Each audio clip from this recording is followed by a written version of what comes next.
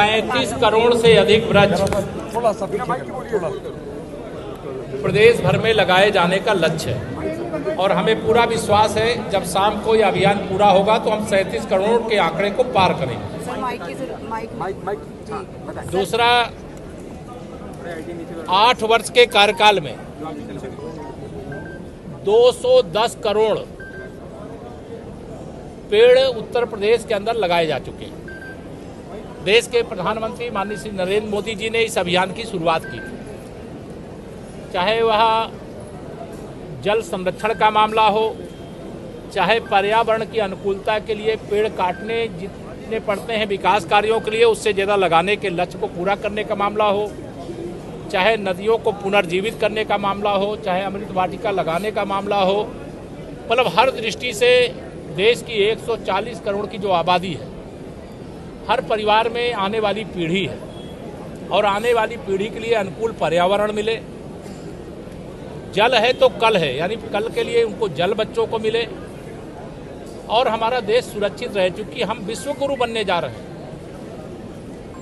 और विश्व गुरु भारत जब दुनिया को सीख देने वाला देश है, क्योंकि हम वसुधैव कुटुंबकम की भावना से काम करते हैं, तो ऐसे समय में अगर हम पर्यावरण के साथ अनुकूलता बनाए रखने में सफल नहीं होंगे, अपनी नदियों के प्रवाह को बनाए नहीं रखेंगे, हम तालाबों पे अगर कब्जा हो रहा है उसको हटाएंगे नहीं, जो सार्वजनिक उपयोग के स्थान है उनको हरा भरा नहीं करेंगे, तो निश्चित तौर से यह प्राकृतिक संकट है। इसलिए इस संकट से देश को, प्रदेश को मुक्त कराने के अभियान के तहत यह वृक्षारोपण का कार्यक्रम चल रहा है और हमें गर्व है हमारे देश के माननीय प्रधानमंत्री श्री नरेंद्र मोदी जी 75 साल जब पूरे हुए आज़ादी के, उन्होंने अमृत सरोवर बनाने के लिए कहा, अमृत वाटिका लगाने के लिए कहा, जो तालाबों की ज़मीनों पे कब्जे थे उनको खाली कराने के लिए कहा, और जिससे प्रकृति हर प्रकार से जो प्रकृति के साथ प्रकृति से ज़रूरत है वही लेना चाहिए, उससे ज़्यादा नहीं लेना चाहिए।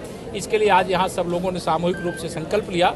मैं अपने सभी माननीय जनप्रतिनिधिगण यहाँ पे खड़े हैं, सबको आप जानते हैं, सबका नाम नहीं ले रहा हूँ। सभी हमारे माननीय जनप्रतिनिधिगण, हमारे दोनों अध्यक्ष और सभी अधिकारीगण और आप सभी पत्रकार मित्रों से भी मैं आह्वान करूंगा कि एक पेड़ माँ के नाम आप लोग भी लगाइए। एक व्यक्ति बाबा पर एक्शन लिया जा रहा है, बुलडोजर। देखिए, गैर कानूनी काम जो करेगा उसके खिलाफ कानून के हिसाब से कार्रवाई होती है और वो होगी, और उसको लेकर के मुझे लगता है कि आप सब लोग भी, यह जो सवाल है उस सवाल का यही जवाब है कि उत्तर प्रदेश और देश में अब गैर कानूनी काम करने का कार्य जो लोग कर रहे हैं वह रास्ता छोड़ दें। वह रास्ता उनके लिए जेल का रास्ता हो सकता है, वह रास्ता उनको और कठोर सजा देने का हो सकता है, वह रास्ता अवैध रूप से अगर कुछ उन्होंने निर्माण किया है, धन कमाया है, तो उसकी सही जानकारी लेकर के उनके खिलाफ कार्रवाई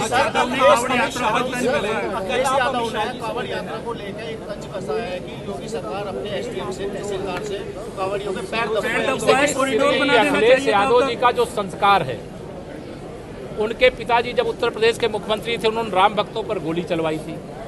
जब श्री अखिलेश यादव मुख्यमंत्री थे तो शिव भक्तों यानी कांवड़ियों के ऊपर लाठी चलवाते थे, भजन भी नहीं गाने देते थे। हमारी सरकार में चाहे राम भक्त हों, चाहे शिव भक्त हों, चाहे कृष्ण भक्त हों, चाहे गंगा यमुना सरस्वती के संगम में कुंभ में डुबकी लगाने वाले हों, सबके ऊपर फूल बरसाए जाते हैं। ये संस्कार का असर है और श्री अखिलेश यादव जी को मैं यही कहना चाहता हूँ, यही संस्कार समाजवादी पार्टी को ले डूबेगा और समाजवादी पार्टी अपने अंत की ओर आगे बढ़ रही है। 2027 में हम 2017 दोहराएंगे। सपा को प्रदेश की जनता सफा कर देगी। न गुंडागर्दी चाहिए, न अपराध चाहिए, न माफियागिरी चाहिए, न दंगाई चाहिए और न मुश्किल तुष्टिकरण की राजनीति करने वाले घिनौना खेल चाहिए। विकास चाहिए। सपा नेता है इसकी आए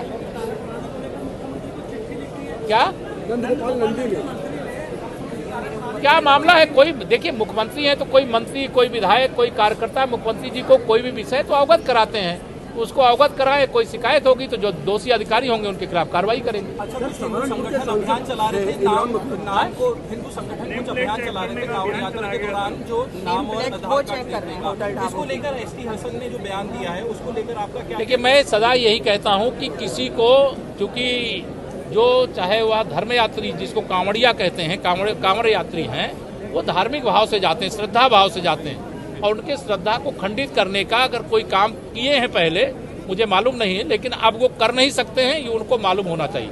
इसलिए ऐसा कोई कृत्य ना करें जिसके कारण से उनके खिलाफ कार्रवाई करना पड़े।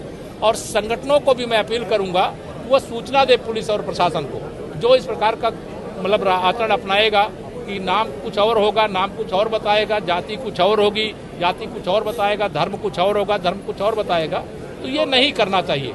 और अगर किसी संगठन के कार्यकर्ताओं को, समाज को सूचना मिलती है तो पुलिस प्रशासन को बताए, उनके खिलाफ कार्रवाई।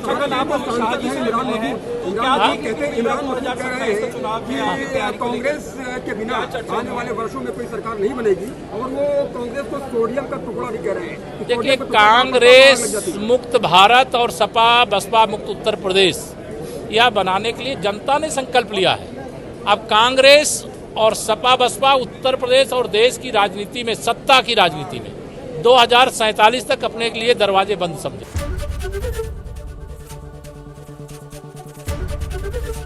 एबीपी गंगा, खबर आपकी, जुबान आपकी।